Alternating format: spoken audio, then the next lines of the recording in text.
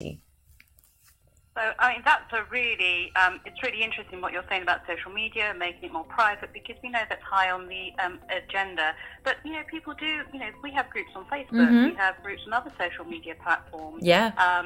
Why would people want to, how is yours specifically different? So I would think that, and I get this question quite a lot, is why are you trying to compete with Facebook groups? And the one thing that we very quickly say is that we're not trying to compete with social media groups. We're not trying to say that we're going to replace anyone's Facebook group if Facebook group is the right place for that particular organization or business, because we should still note that there are some communities like the nurseries that we work with that would never use social media to put on content. They're talking about confidential and sensitive information about the children at the nursery, or the schedules even at the nursery, which again Eugenie gives that privacy in order for those communities to have the same digital space that potentially a Facebook group could provide.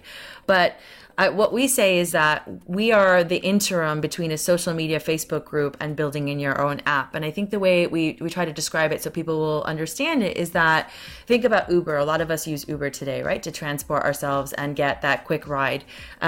It's the luxury of Uber is that it's there. It's a free service. We pay for the car itself, but we can get it when we want. But the drawbacks can be that we still have to wait. The driver may not be familiar with our route. If we leave something in the Uber, it's left behind. Whereas if I go and then lease my own car, I've got the luxury of putting my own things in there. I can leave my phone behind. I can have access to it when I want it, and I don't have to have the upfront cost of buying my own car. So sometimes I try to use that analogy, but for us, it's very specifically to Facebook groups. Is we say use Facebook groups, build your audience. Facebook is great for discovery, having new people find you and understand what you're about, building that community. But when you're starting to move beyond, let's say you're trying to serve two different people within that Facebook group, two different types of clients, let's say specifically in the Facebook group example, in nurseries, you've got babies versus older children.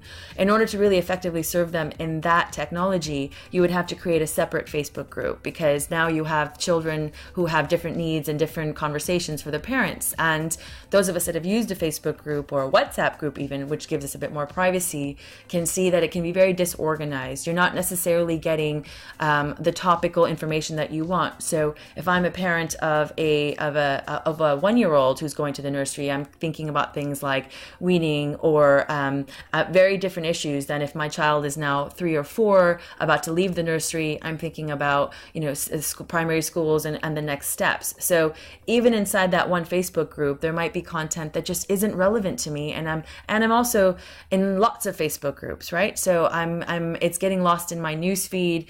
There's not a very good organization. So it's not that Facebook doesn't have its place and social media doesn't have its place, but we're saying now you have a captive community, you have a very loyal, engaged audience. How can now we better serve them? So Eugenie would be that next step.